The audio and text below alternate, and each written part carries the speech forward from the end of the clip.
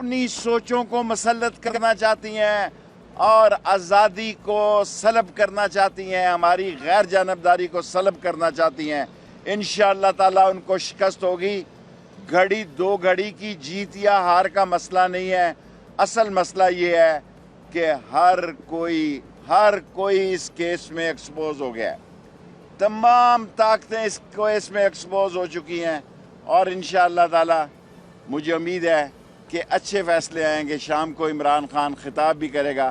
میں 3 مہینے پہلے کہتا تھا استعفے دے دو، مجھے پتا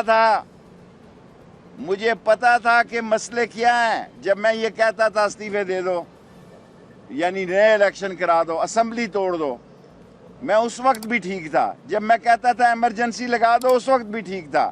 جب میں کہتا تھا گورنر آج لگا دو، میں اس وقت بھی ٹھیک تھا، اور میں آج بھی کہتا ہوں کہ ہمیں یک زبان ہو کے مستعفی ہو جانا چاہیے اور باہر نکلنا چاہیے۔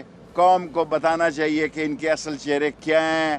یہ کرائے کے ٹٹو ہیں، یہ وہ غیر سامراجی سنڈیاں ہیں جو اس ملک کی آزاد خارجہ پالیسی کو کھائیں گی۔ اس کے خلاف ایک ہی حل ہے۔